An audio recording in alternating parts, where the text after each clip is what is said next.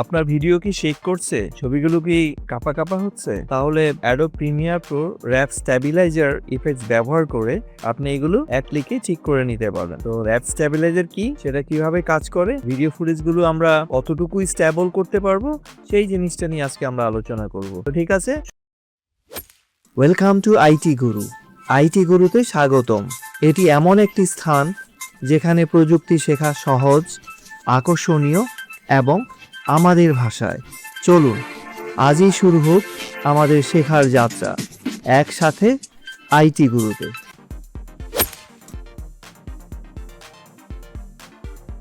শুরু করা যায়। দেখুন ভালো করে এই ভিডিওটি কিন্তু কাঁপছে, যেহেতু ক্যামেরা হাতে ছিল বা স্ট্যান্ডে ছিল। যখন এটাকে মুভ করা হয়, এই ভিডিও ফুটেজটা হাতে করা হয়েছে, যার ফলে একটু কাঁপা ভাব আসছে। এই ধরনের ভিডিওগুলোকে আমরা যদি স্মুথ মুভমেন্ট দিতে চাই,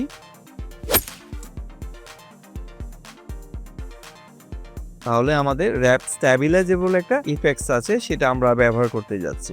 তো প্রথমে আপনাকে যাবে, আমরা ইউজ করব হচ্ছে ইফেক্ট স্ট্যাবিলাইজার, লিখবেন STABI লিখলেই এই যে র্যাপ স্ট্যাবিলাইজারটা চলে আসবে। এটা হলো ডিস্টর্ট ইফেক্টের মধ্যে, ইফেক্ট কন্ট্রোল, তার আন্ডার ডিস্টর্ট, এরপরে হচ্ছে র্যাপ স্ট্যাবিলাইজার। এটা যখন আমরা ভিডিওর উপরে এনে ছেড়ে দিব, তখন সে এখানে এটাকে একটু অ্যানালাইজ করবে। অ্যানালাইজ মানে হচ্ছে ভিডিওটার পুরোটাকে এক্সামিন করবে। এটা একটু সময় লাগবে, এটা ডিপেন্ড করে আপনার ফুটেজটা কত বড়, ফুটেজটার স্ট্যাবিলিটি গুলো বা সেই কি ভাবটা কতটুকু, সেগুলো আগে সে নির্ধারণ করবে। নির্ধারণ করার পরে সেটাকে স্ট্যাবল করে দিবে। তো এই জন্য আমাদের একটু টাইমটা ওয়েট করতে হবে। এই জিনিসটা আমরা দেখতে পারবো ইফেক্ট কন্ট্রোলের মধ্যে, এই যে স্ট্যাবিলাইজার কতটুকু হচ্ছে এখানে শো করে। এখন এই যে স্ট্যাবিলাইজ হচ্ছে, এই যে শো করছে কত পার্সেন্ট স্মুথনেস। আচ্ছা, স্ট্যাবিলাইজ হয়ে গেছে। এবার আমরা এই ভিডিওটাকে একটু পাশে রাখি, আমরা আবার এই ফুটেজটুকু আবার নিয়ে আসি। আমি পার্থক্যটা আপনাদের বুঝাই। দুটো পাশাপাশি রেখে, ধরুন এটা হচ্ছে আমার প্রিভিয়াস ভিডিও, যেটা স্ট্যাবল করার আগের মুহূর্ত। দেখুন এখানে একটা শেকি ভাবটা চলে আসছে। এবার যদি আপনি এখানে যান, এই পয়েন্টে যান, এই দেখুন কতটা স্মুথ, এই যে একদম স্মুথলি মোশনটা করে নিচ্ছে। আমি আবার এখানে আসছি, এই দেখুন এই যে কাপা ভাবটা আসছে, এই যে কাটছে, ঠিক আছে, একটু জার্ক হচ্ছে, মনোজি উপর নিচে উঠানামা করছে। তো এখন আমি যদি এখানটায় যাই, এখানে দেখুন খুব স্মুথ মোশন, ঠিক আছে। এই হচ্ছে আমাদের স্ট্যাবিলাইজার। আমি এখন আরেকটা ফুটেজ দেখি, ধরুন এখানে একটা ফুটেজ আছে, এটা তো একটু হালকা শেক আছে, এই যে একটু কাপা হচ্ছে। সে আমি এখান থেকে কিছু অংশ নিলাম, নিয়ে এটাকে নিয়ে আসলাম, পরে আমি জাস্ট অডিওটা বাদ দিয়ে দিই, ওটা আমার দরকার নেই। এবার আমরা ফুটেজটাকে একটু ভালো করে লক্ষ্য করি, একটু হালকা উঠানামা করতেছে, খেয়াল করেন একটু হালকা উঠানামা করছে, এই যে ভালো করে দেখেন। আচ্ছা, এবার আমি এটাকে পাশে কপি করে নিয়ে যাই, যেটার উপরে আমি স্ট্যাবিলাইজ করব। অর প্রেস করে ড্র্যাগ করে দিলেই এটা কপি হয়ে যাবে। এই অংশটার উপর আমি স্ট্যাবিলাইজ করব। আমি চলে যাচ্ছি ইফেক্টসে, ওখানে আমি আবার সেই নিচের দিকে ওটা পেয়ে যাব, এই যে ড্র্যাগ করে এনে বসিয়ে দিব। এবং এটা কত পার্সেন্ট কাজ করতেছে আমরা এই ইফেক্ট কন্ট্রোলে গেলে জিনিসটা দেখতে পারবো। এই যে এখানে দেখুন, এই যে কাজ হচ্ছে, এখানে এই যে পার্সেন্টেজটা এখানে শো করে, এই যে এখানে শো করছে। একটু সময় নিবে। তো আবারও বলছি, এটা ডিপেন্ড করে আপনার ফুটেজ কত বড় এবং ফুটেজের সেই কি ভাবটা কত কম বা বেশি, সেটার উপরে অ্যানালাইজ করার পরে ও খুঁজে ফাইন্ড আউট করে যেখানে খুব স্মুথ ভাবটা আছে, ওই অংশটাই বাকি অংশটার উপরে অ্যাডজাস্ট করতে। তো আজকের দিনে যারা ধরেন অনেক ক্যামেরাগুলো আছে যেগুলো স্ট্যাবিলাইজার আছে, সফটওয়্যার স্ট্যাবিলাইজার, সেটা দিয়ে অনেকটা স্ট্যাবল করে, বাট সেখানে ইমেজগুলো কিছুটা ক্রপ হয়। অথবা যারা ইউজ করেন গিম্বেল ইউজ করেন, গিম্বেলে স্ট্যাবিলাইজার দেওয়া আছে, সেক্ষেত্রে ওই শেকি ভাবটা অতটা আসে না। বাট যাদের ক্ষেত্রে এই সুযোগগুলো নেই, সেক্ষেত্রে আমরা এই স্ট্যাবিলাইজারটা ইউজ করে মোটামুটি স্মুথের পর্যায়ে আমরা নিয়ে আসতে পারি। ওদের মানে গিম্বল ইউজ করে বা ক্যামেরা স্ট্যাবিলাইজেশন ইউজ করে যে স্মুথনেসটা পাবো, সেটা হয়তো পাবো না, বাট কাছাকাছি যাবে। এই যে এখন স্ট্যাবিলাইজ করছে।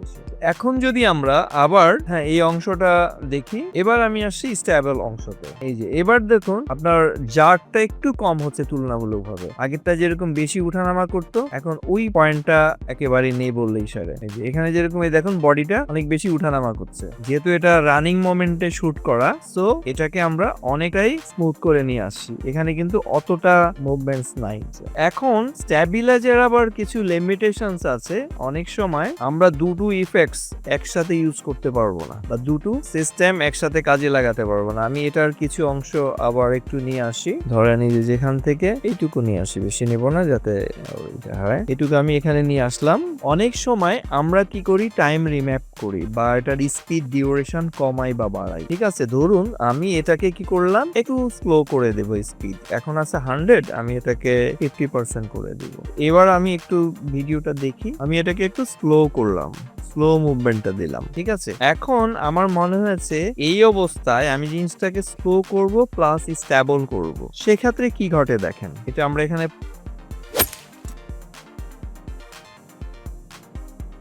প্রেস করলাম, এখানে একটা ওয়ার্নিং দিয়েছে, warp stabilizer and speed can not be use on same clip. আপনি কোনো একটা ক্লিপে একই সাথে এটাকে স্লোমো বা স্পিড কমানো বাড়ানো এন্ড এর সাথে র‍্যাপ স্ট্যাবিলাইজার ইউজ করতে পারবেন না। ওকে, সো আপনাকে কি করতে হবে, এটা যেরকম আমি এখন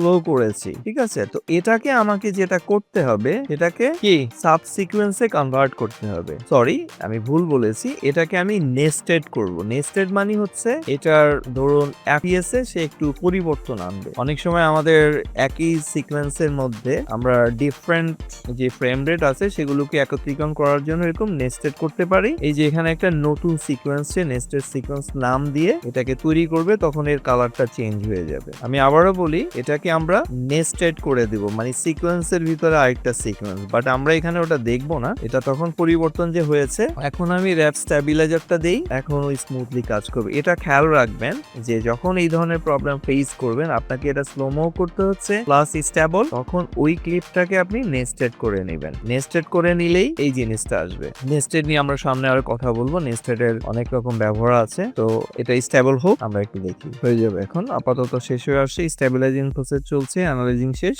এই যে এখন যদি আমরা ভিডিওটাকে দেখি, একদম সিনেম্যাটিক, খুব স্লোলি মুভ করছে এবং উইদাউট শেক ভাবটা নাই, একেবারেই সুন্দর করে জিনিসটা আমাদের কাছে প্রেজেন্ট করছে। এই হচ্ছে র‍্যাপ স্ট্যাবিলাইজারের ম্যাজিক। আমরা এভাবেই একটা ধরেন শেকি ভিডিওকে সুন্দর করে স্মুথ করে ফেলতে পারি। আবার আরেকটা জিনিস আমি দেখাই, যে নেস্টেড এর ব্যাপারটা আমি একটু বলি, যে অনেক সময় আমরা কি করি, দুটো ক্লিপকে পাশাপাশি, এই যে এখানে নতুন যে নেস্টেড ক্লিপটা এখানে তৈরি হয়েছে, খেয়াল করেন, আপনি যখন নেস্টেড করবেন এখানে আরেকটা সিকোয়েন্স ক্রিয়েট করে। ওকে, তো ওটাকে করে এখানে তার ফ্রেম রেটে কিছু তারতম্য ঘটায়। আচ্ছা, ধরুন এই ক্লিপের কিছু অংশ আমি এখানে নিয়ে আসলাম।